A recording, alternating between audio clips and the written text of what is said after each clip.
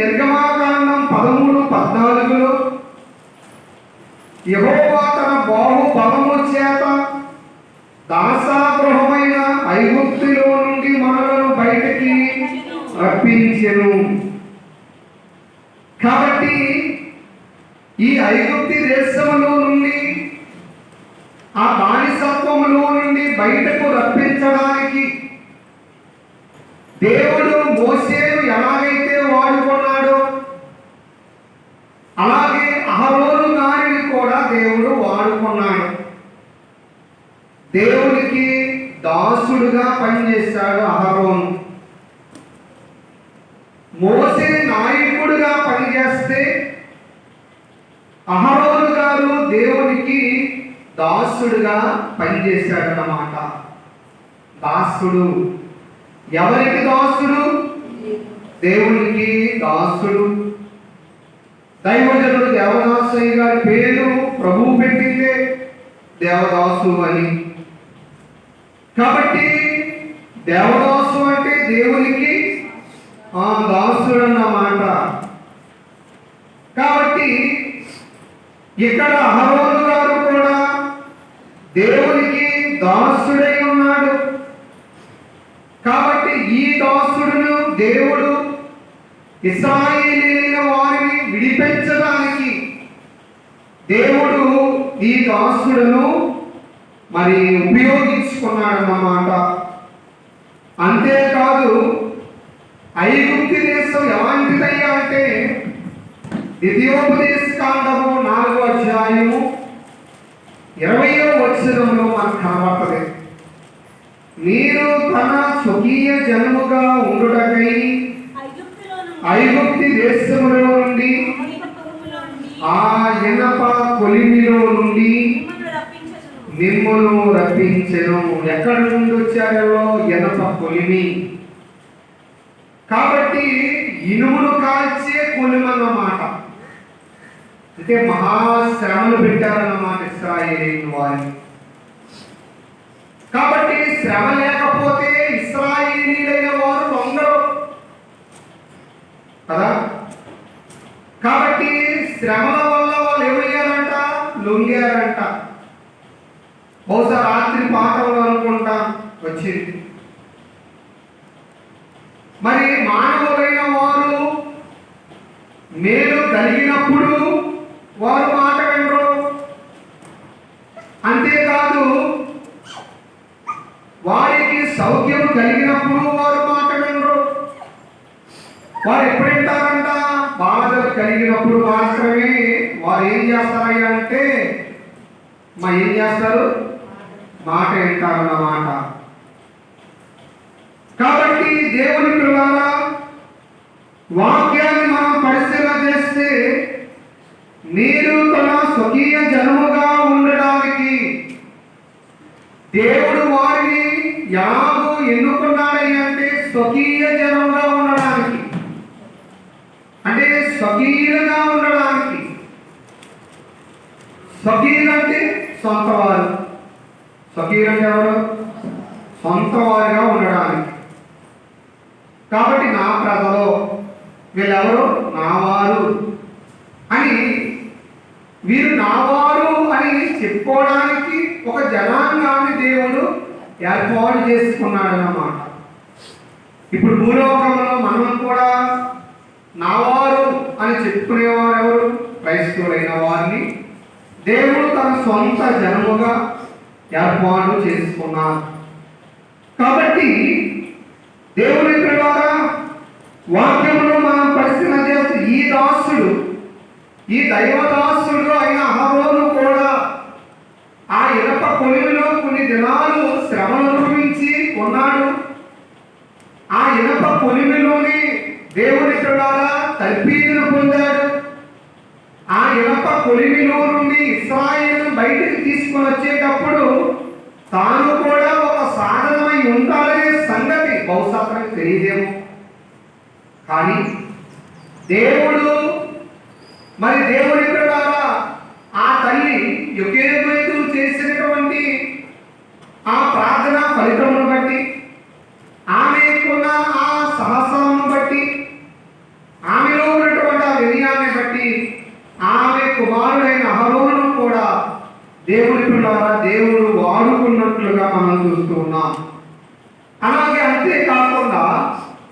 ఈ అహరోను గారు మరొక లక్షణం ఏమిటంటే, నిర్గమాకాండం 4:14 మనం చూస్తే, ఆయన మోషే మీద కోపపడి, లేవీయుడకు నీ అన్నయ్య అహరోను లేడా, అతడు బాగుగా మాట్లాడగలడని నేను ఎరుగుదును. కాబట్టి ఆయనలో ఉన్న రెండవ లక్షణం ఏంటంటే దైవ ప్రతినిధి. దేవునికి ప్రతినిధి అన్నమాట. ఎవరు? అహరోను గారు దైవ ప్రతినిధి. ఇదిగో నన్ను దేవుడు పంపాడు, నేను మీ ఎద్దకు వచ్చాను అని చెప్పే ప్రతినిధి అన్నమాట. ఎవరు? అహరోను గారు అన్నమాట. దేవుని పిల్లలారా, ఈ అహరోను గారు దైవ ప్రతినిధి. అహరోను అంటే అర్థం ఏంటంటే, అహరోను అంటే అర్థము కాంతి గలవాడు, వెలుగు అని అర్థం అన్నమాట. అహరోను అంటే అర్థము కాంతి గలవాడు. కాబట్టి దేవునికి ప్రతినిధి అయి ఉన్నాడు అహరోను. మోషే గారిని దేవుడు పొదలో మాట్లాడి, మోషే ఐగుప్తు దేశానికి వెళ్ళు, నేను చంపజూసే ఫరో చనిపోయాడు కనుక నేను ఇప్పుడు పంపుతున్నాను, నువ్వు వెళ్ళి నేను చెప్పినవన్నీ వారితో చెప్పి ఇశ్రాయేలు ప్రజలైన వారిని కానాను దేశానికి నడిపించు అని దేవుడు మోషేతో చెప్తే, మోషే చాలా సాకులు చెప్పడం ప్రారంభించాడు. నోటమాన్యం కలిగిన వాడిని అన్నాడు, నాకు మాట్లాడుతున్నాడన్నాడు, నత్యవాడిని అన్నాడు, రకరకాల షాకులు చెప్పాడన్నమాట.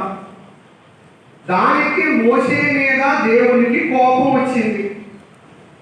ఎందుకు కోపం వచ్చిందంటే, మానవునికి నోరిచ్చిన వాడు ఎవరు అని అడిగాడు దేవుడు.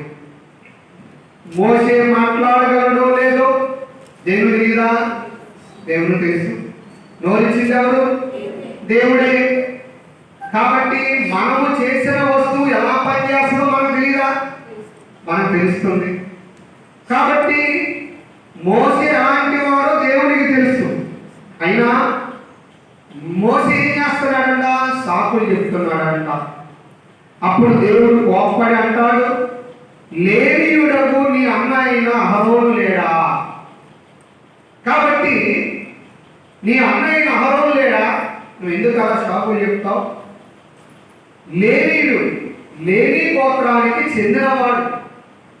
నిజమే దేవుని పిల్లలారా, యాకోబు యొక్క కుమారులలో లేవీ గోత్రము ఏర్పాటు కలిగిన గోత్రముగా, యాజకత్వము గోత్రంగా కనబడుతూ ఉంది. ఆ లేవీ గోత్రానికి చెందినవాడుగా అహరోనును దేవుడు బయటికి తీసుకుని వచ్చాడు. అంతేకాదు, అతడు బాగుగా మాట్లాడగలడని నేను ఎరుగుదును. కాబట్టి నువ్వు మాట్లాడుతూ రాదంటున్నావు కనుక అతడు ఏం చేయగలడు? బాగుగా మాట్లాడగలడు.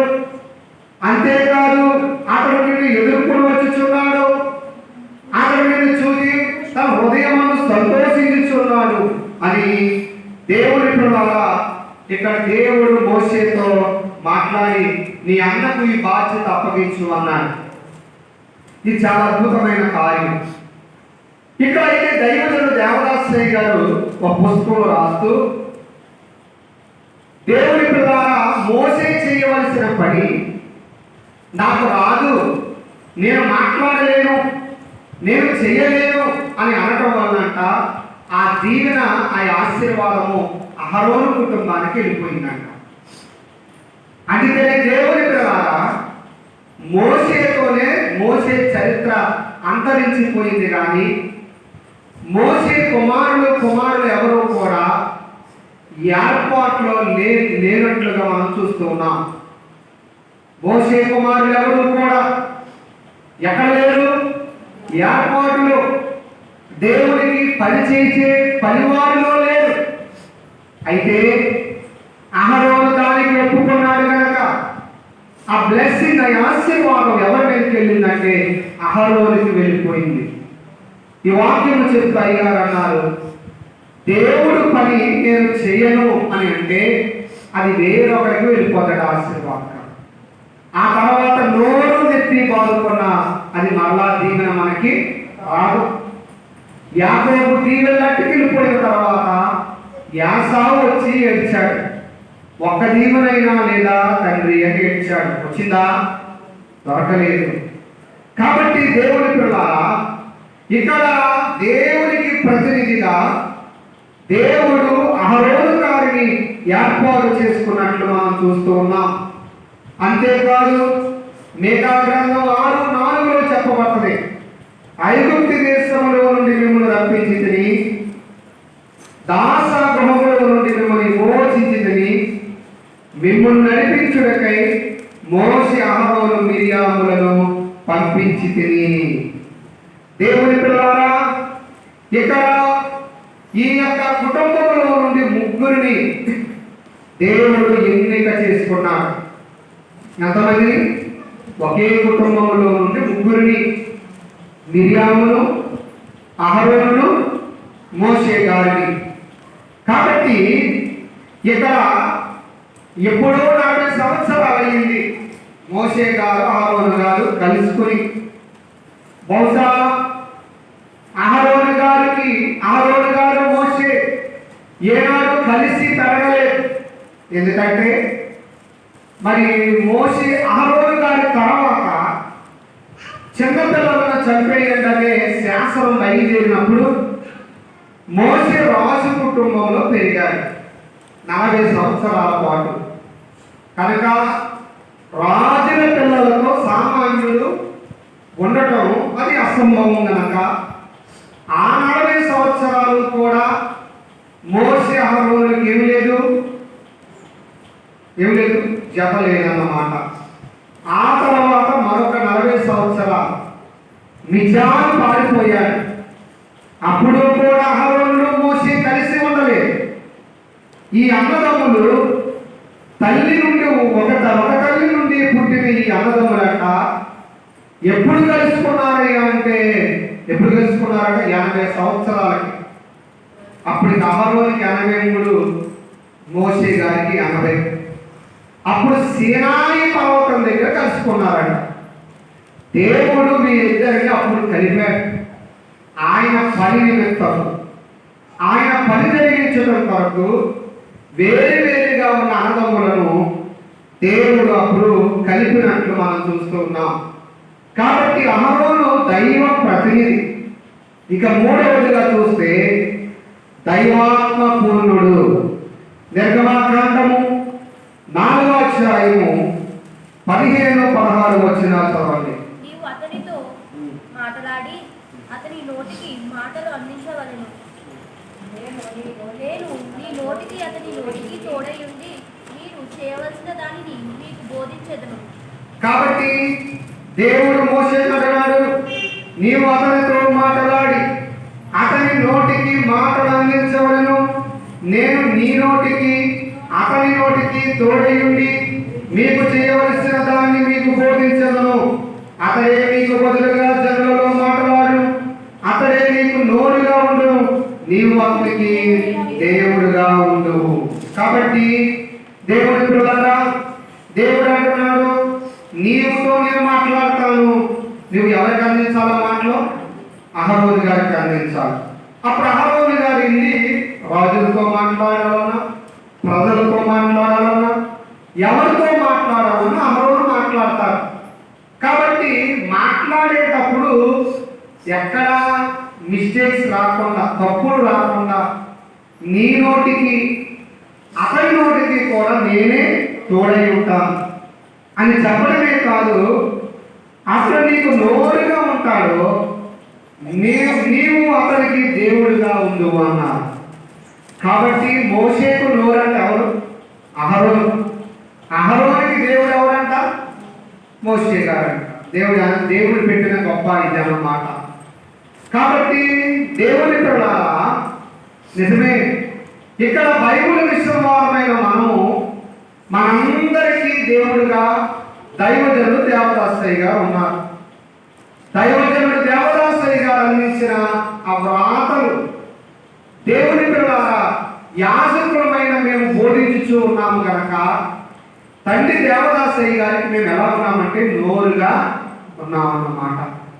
కాబట్టి దేవుడి దగ్గర నుండి దైవజనుడు అందుకున్న వర్తమానాలు ఆయన దైవ సేవకులమైన మాకు అందించగా అవి ప్రజలైన వారికి బోధించుచూ ఉండగా దైవజనుడైన వారికి మేము నోరుగాను మాకు ఆయన దేవుడుగాను ఉన్నాడు. కాబట్టి ఇక్కడ అహరోను గారికి మోషే దేవుడుగా ఉన్నాడు. అందుకనే దేవుని మాటలు ఇతరులకు చెప్తున్నాడు కనుక అహరోను గారు కొన్ని లక్షణం ఏమన్నారంటే దైవాత్మ పూర్ణుడు. కాబట్టి పరిశుద్ధాత్మ నడిపింపు లేకుండా, పరిశుద్ధాత్మ శక్తి లేకుండా దేవుడు చెప్పే మాటలు ఇతరులకి మనం బోధించలేము. దేవుడు చెప్పే మాటలు ఇతరులకు మనం అందించాలంటే మనలో ఏముండాలా? పరిశుద్ధాత్మ నడిపింపు ఉండాలి. అంతేకాదు ఆ రాజు ఎలాంటోడు? కఠిన హృదయం కలిగిన వాడు. అందుకనే ఫరోను గురించి ఏమని రాయబడిందయ్యా అంటే మరి నైలు నదిలో మొసలి వంటి వాడంట. కాబట్టి మొసలికి ఎలాంటి మరి హృదయం ఉంటుందో అలాంటి భయంకరుడు అన్నమాట. ఎవరు? ఫరో రాజు అన్నమాట. అలాంటి భయంకరుడితో ఏం చెప్పాలా? దేవుడి మాటలు చెప్పాలి. అందుకనే నిర్గమాకాండము 8:15 రాయబడుతుంది, యెహోవా సెలవిచ్చినట్లు తన హృదయం కఠినపరుచుకుని వారి మాట వినకపోయెను. కాబట్టి దేవుని పిల్లారా మరి హృదయాన్ని కఠినపరుచుకున్నాడు. ఎవరి మాట లేదు? అహరోను చెప్పే మాట వినలా, మోసే చెప్పే మాట వినలేదు. అందుకనే ముందుగానే దేవుడు అన్నాడు ఏమనంటే అతడు పంపడు కానీ పంపేటట్లు చేస్తాను. అతడు ఏం చేయడు? పంపడు, కానీ ఎలా పంపడం చూసి పంపేటట్లుగా చేస్తానన్నాడు. అంతేకాదు జనులు ఎవరు కానీ ఇచ్చేటట్లుగా చేస్తాను. దేవుని పిల్లారా రాత్రి కాలంలోని ఈ వాక్యం కూడా మన ఆరంభంలో చెప్పుకున్నాం. అప్పుడు బహుశా కొద్దిమంది మాత్రం ఉన్నారు, తర్వాత వచ్చారు. కాబట్టి దేవుని పిల్లారా మరి అతడు పంపడు. ఎవరు? మరి ఫరో రాజు పంపడు. కానీ మరి ప్రథమ సంతానాన్ని దేవుడు శిక్షించడం వల్ల బాధలో ఉన్న ఫరో ఏం చేశాడు? జనులను పోనిచ్చాడంట. అందుకనే మనసుతో వెళ్ళడం లేదు, బాధలో వెళ్ళమన్నాడు. అంతేనా? కొందరు చనిపోయిన వారి ఇంటికి వెళ్ళినప్పుడు వెళ్ళిన వారు ఇష్టమున్నా లేకపోయినా ఇలా బాధలో ఉన్నారు కాబట్టి వాళ్ళు మాట్లాడినా వీళ్ళు మాట్లాడతారు, వాళ్ళు ఏదైనా వస్తువు అడిగినా వీళ్ళు ఇచ్చేస్తారు. ఎందుకంటే వాళ్ళు బాధలో ఉంటారు కాబట్టి ఇంకా ఇప్పుడు ఎందుకులే అన్నట్లుగా వాళ్ళు ఉంటారు. అంతే తప్ప మనసు మారి మాట్లాడాలి. కాబట్టి దేవుని పిల్లల ఇప్పుడు ఫరో రాజు ఎలా ఉన్నాడు? ఆ మనస్సు మారలా, కానీ బాధలో ఉన్నాడు కనుక అతడు పంపాడు. అంతేకాదు జనులు ఎవరు కానీ ఇచ్చేటట్లు చేస్తాను. మరి దేవుని పిల్ల రాత్రి వాక్యంలో ఎంతో చక్కని మాటలు కూడా వచ్చాయి. ఇశ్రాయేలు ప్రజలైన వారంట మరి 430 సంవత్సరాలు అక్కడ ఉన్నప్పుడు వారి చేత విస్తారమైన పని చేయించుకున్నారు, కానీ పనికి తగిన కూలి ఇవ్వలేదు. ఐగుప్తీయులు ఇవ్వలేదు, పనికి తగిన కూలి ఇవ్వలేదు. అందుకనే దేవుడు అంట బయటకు వచ్చేటప్పుడు వారి బంగారములు వారి వస్తువులను తీసుకోమన్నాడు. అయితే మరి అక్కడ అయ్యగారు చక్కగా రాశారు ఏమంటే ఏ స్త్రీ అయినా మీ నెలలో ఉన్న నగలు ఇమ్మంటే ఇస్తుందా? ఇవ్వదు కదా. నగలకి స్త్రీకి ఏముంది చెప్పండి? అవినావ సంబంధం ఏదో అంటారు దాన్ని. కాబట్టి అది ఎడదీయడానికి సంబంధం అన్నమాట. కాబట్టి ప్రాణమైనా పోగొట్టుకోవడం ఏం పోగొట్టుకోదు, కాబట్టి దాన్ని పోగొట్టుకోవాలన్నమాట. అంతేనా? ఇప్పుడు స్త్రీలు చనిపోయిన అనుకోండి, పిల్లల మనసు అంతా దేని మీద ఉంటుంది? తల్లి మీద ఉంటారు. మా అమ్మ బంగారు అక్కడెట్టిందో ఏంటో శివులు ఉండాలా ముక్కులు, ఎందుకంటే ఎవరికి సంబంధం. కాబట్టి దేవుని పిల్లారా మరి అలాంటి సంబంధం అన్నమాట. ఏ సంబంధం? బంగారం లేదా? కాబట్టి దేవుని పిల్లలారా, ఇక్కడ బాధలో ఉన్నారు, పిల్లలు చనిపోయిన బాధలో ఉన్నారు, ఐగుప్తి శ్రమలో ఉన్నారు కనుక ఇప్పుడు ఇశ్రాయేలు ప్రజలు వెళ్ళి అమ్మా ఏది మీ బంగారం ఇవ్వండి అనగానే కన్న పిల్లలే పోయారు. ఇదో లెక్క అనుకున్నారో ఏంటో. దేవుడు అంటే అందుకని అన్నారు అక్కడ అయ్యగారు చెప్పిన మాటలో ఇచ్చే మనసు ఇచ్చాడట. ఆ సమయంలో వారికి ఏ మనసు ఇచ్చాడు? ఇచ్చే మనసు. కాబట్టి దేవుని పిల్లలారా, మరి దైవాత్మ పూర్ణుడైన అహరోను మాట వారు విన్నారు. దైవాత్మ పూర్ణుడైన అహరోను మాట ఫరో విన్నాడు, ప్రజలు విన్నారు. వీరి దేవుని పిల్లలారా ఇశ్రాయేలు పంపినట్లుగా మనం చూస్తాం. అంతేకాదు 4వ లక్షణము దైవ ధ్యానపరుడు. ఎవరు? అహరోను గారు ఉన్న 4వ లక్షణం ఏమిటంటే దైవ ధ్యానపరుడు. నిర్గమాకాండము 17వ అధ్యాయము 12వ వచనం మనం చూస్తే దేవుని పిల్లలారా సీను అరణ్యంలో అమాలేకీయులతో యుద్ధం జరుగుతూ ఉంటుంది. ఈ యుద్ధం జరిగినప్పుడు మోసే చేతులు పైకెత్తగా ఇశ్రాయేలీయులకు జయం కలుగుద్ది. మోసే చేతులు దించగా అమాలేకీయులకు జయం కలుగుద్ది. కాబట్టి మరి మోసే కూడా వృద్ధుడే, ఇంచుమించు 80 సంవత్సరాల వయస్సు కలిగిన వాడు. కాబట్టి ఎంతసేపు చేతులు పైకి ఉంచగలరా? మీరే కొంతసేపు లాగా చేతులు కట్టుకుని ప్రార్థన చేయండి అమ్మంటే 5 నిమిషాలు మన చేతికి వెళ్ళిపోతాయి. ఉన్నా కదా? దేవుని పిల్లల శుంకరి ప్రార్థన గురించి పాట పాడుకుంటాం. ఏమని? పరమదేవుడు అని తెలిసి కరములెత్తి జంటగా మోర్చి శరమును వంచి సరిగలు వేడిన. ఇక్కడ ఆ పాటలో మీరు గమనించారో లేదో, చేతులేమో పైకెట్టాడంట, శరమేమో కిందకు దించాడంట. అంటే దేవుని దగ్గర ఉన్న విధేయత అన్నమాట.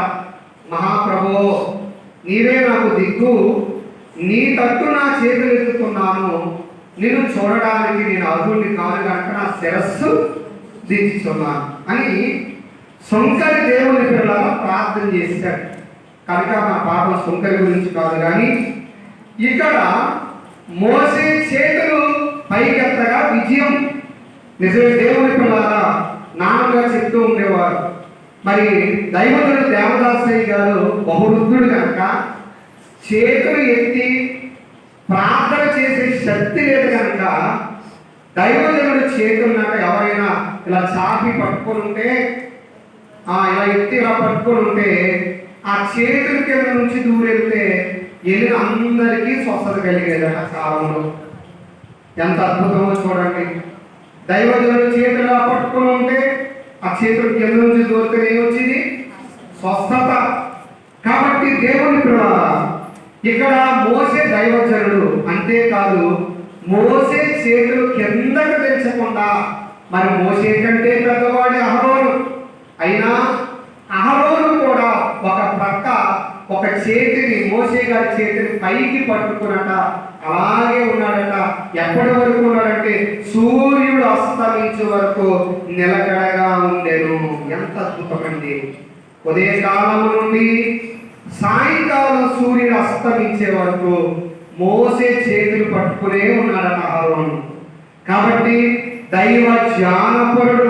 బహుశా చేతుల వైపుకు చూడటం లేదు, కానీ అహరోను ఆ చేతులు పట్టుకుని దేవుని వైపుకే చూశాడన్నమాట. కాబట్టి దేవుని మాత్రమే ధ్యానం చేశాడు. అందుకని ఈ దైవ ధ్యానపరుడు దేవుని పిల్లలారా, మరి మోసే గారి చేతులను పట్టుకోవడం వల్ల దేవుని పిల్లలారా అక్కడ విజయం కలిగినట్లుగా, యుద్ధంలో జయం కలిగినట్లుగా మనకు కనబడుతూ ఉంది. అలాగే మరొక మాట మనం చూస్తే అతడు దైవ ప్రతిష్ఠుడు అన్నమాట. దేవుడి చేత ప్రతిష్ఠింపబడిన వాడు. నిర్గమాకాండము 28వ అధ్యాయము 1వ వచనం నుండి చూద్దాం. మరియు నాకు యాజకత్వము చేయుటకై నీ సహోదరుడైన అహరోనును అతని కుమారులను అనగా అహరోను కుమారుడైన నాదాబును అబీహును, ఎలియాజరును, ఈతామారును ఇశ్రాయేలు నుండి నీ యొద్దకు పిలిపింపుము.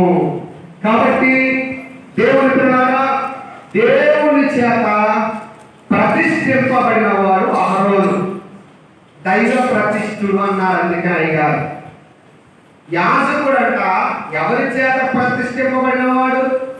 దేవుని చేత. రాజులేమో ఆనాడు ప్రవక్తల చేత అభిషేకం పొందితే, ప్రవక్తలేమో దేవుని చేత అభిషేకం పొందారు. దేవుడు దైవజనుడిని అభిషేకించాడు. దైవజనుడైతే అనేక మందిని అభిషేకించాడు.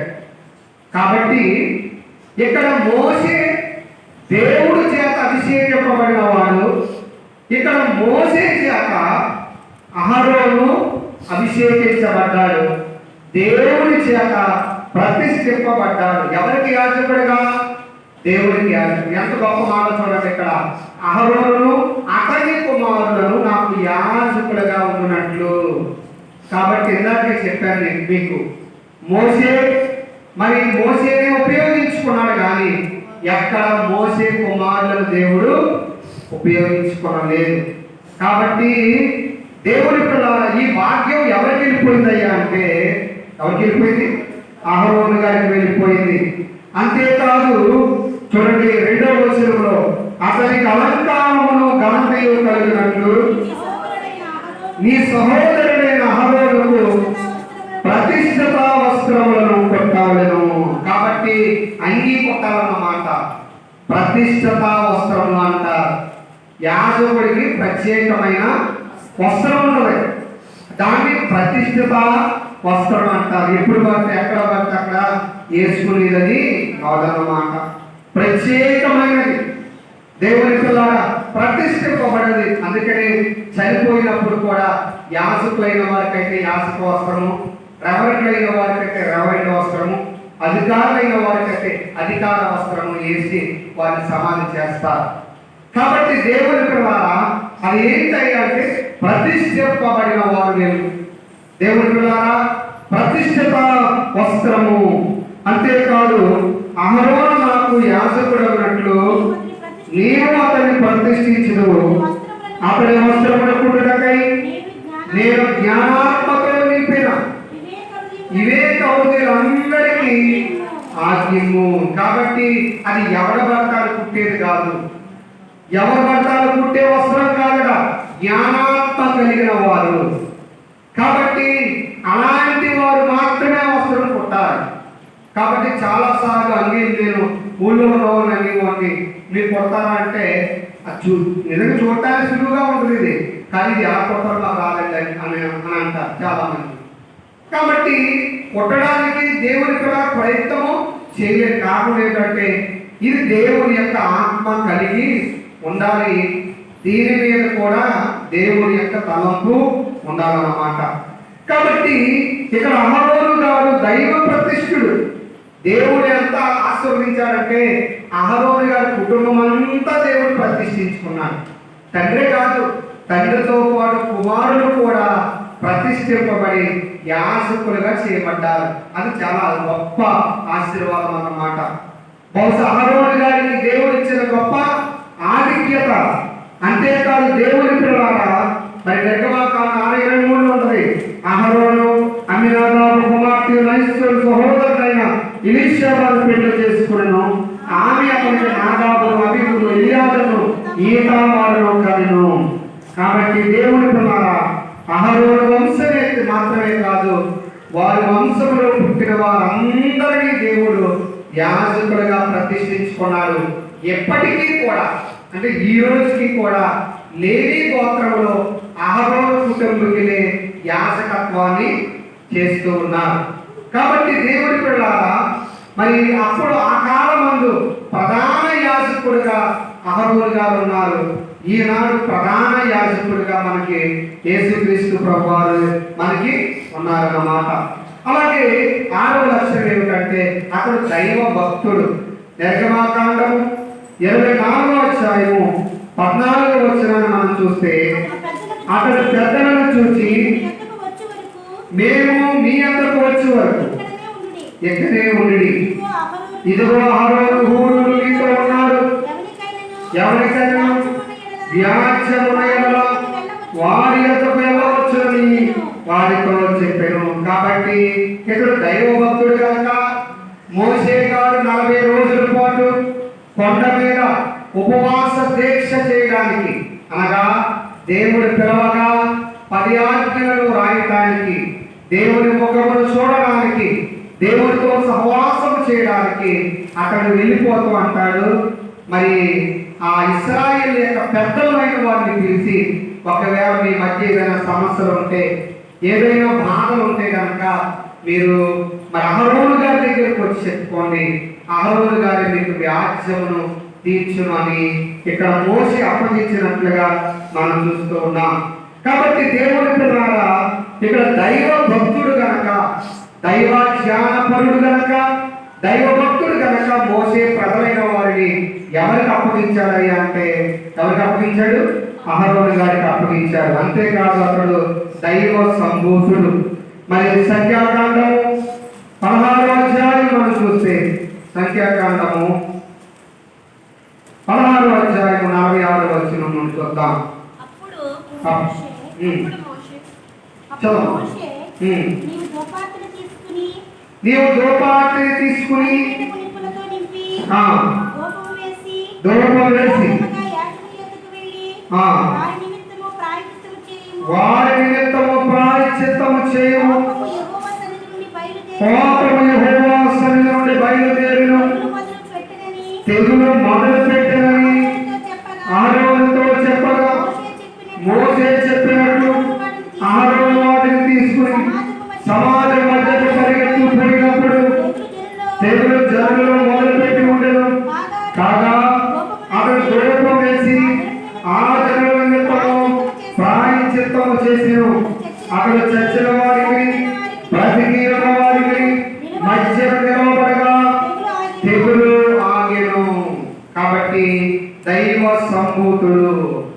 దేవుని పిల్లలారా, ఇశ్రాయేలు కాలంలో లేవి గోత్రానికి చెందిన బాహు అనే ఆయన కొంతమంది కొంతమందిని జనాంగాన్ని పోగు చేసుకుని, ఇంకెప్పుడు మోసే అహరోను లేనా యాజకులు, మరి మేము కూడా లేవి గోత్రానికి చెందిన వారమే కదా, మేం చేస్తే తప్పేంటని మోసే అహరోను మీద తిరుగుబాటు చేశారు.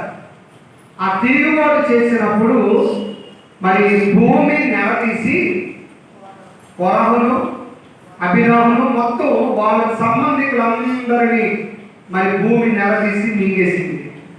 అయితే అది చూసిన ఇశ్రాయేలులో భయం పుట్టుకొచ్చి మోసే అహరోనుల మీద చదువడం ప్రారంభించారు. మీ వల్ల చచ్చిపోయారు, మీరు ఇలా చంపారని ఎవరి మీద తిరుగుబాటు చేశారు? మోసే అహరోనుల మీద తిరుగుబాటు చేశారు. అప్పుడు దేవుడు ఏమంటాడంటే, మోసే వీళ్ళకి ఎన్ని అద్భుతాలు చేసినా వీళ్ళ మారు, కాబట్టి నువ్వు అహరోను పక్కకు నుంచోండి, వీళ్ళందరినీ నేను వరుస పెట్టి చంపుకొని వచ్చేస్తానంటాడు. కాబట్టి వారి మీద తెగులును పంపుతాడు.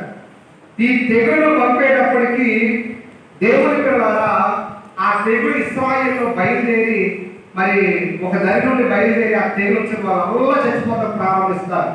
వెంటనే మోసే చూసి ప్రజలందరూ చనిపోయేటట్లు ఉన్నారు, ఎలాగో దేవుడు కోపాన్ని చల్లార్చాలని చెప్పి వెంటనే అహరోను గారిని ఏమంటాడంటే, ధూపార్తిని పట్టుకుని వెళ్ళి ఆ తెగులు ఎక్కడి వరకు బయలుదేరి వెళ్తుందో ఆ తెగులు మధ్యగా నువ్వు నిలవబడు, నిన్ను దాటి ఆ తెగులు వెళ్ళాలి కనుక నిన్ను దాటకుండా తెగులు వెళ్ళదు. కాబట్టి దేవుడు నిన్ను చూసైనా, నువ్వు వేసే ధూపార్తిని బట్టి ధూపాన్ని చూసైనా ఆ తెగులు దేవుడు కోపం ఆగి ఆ తెగులు ఆగిపోతేమో అనగానే అహరోను గారు వెంటనే నడుము బిగించుకుని ఆ ధూపార్తిని చేత పట్టుకుని పరుగున మరి ఆ తెగులు ఎందుకంటే 30 లక్షల మంది కదా, మరి వరుస పెట్టి వెళ్ళిపోతా ఉంది, చాలా పెద్దదై ఉన్నది.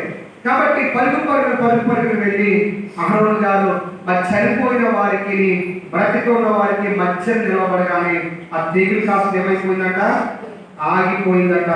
కాబట్టి దేవుని పిల్లలారా, మరి ఇక్కడ ధూపార్తి అనగా దేవునికి ప్రార్థన. కాబట్టి ధూపం అంటే దేవునికి ప్రార్థన. కాబట్టి అహరోను అందుకనే దైవ సంభూతుడు అన్నారు.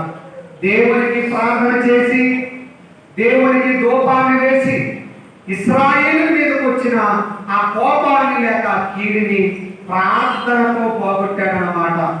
కాబట్టి నేటి దినాలలో కూడా మనం చూస్తూ ఉన్నాం, దేవుని కోపం ప్రజల మీద రేగింది కనుక వరుస పెట్టి తెగులు వచ్చి ఏం చేస్తుంది. కాబట్టి ఇది ఈ కాలంలోనే కాదు, ఆ కాలంలో కూడా ఇలాంటివి ఉన్నాయి. కాబట్టి అందుకనే ఆ తెగులుకి అనేక మంది చనిపోయారు.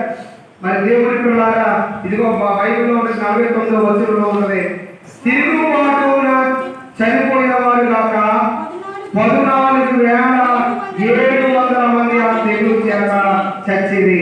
ఆ తెగులు ఆగినప్పుడు అహరోను ప్రత్యక్ష గుడారం యొక్క ద్వారం దగ్గర ఉన్న మోషే దగ్గరకు తిరిగి వచ్చాను.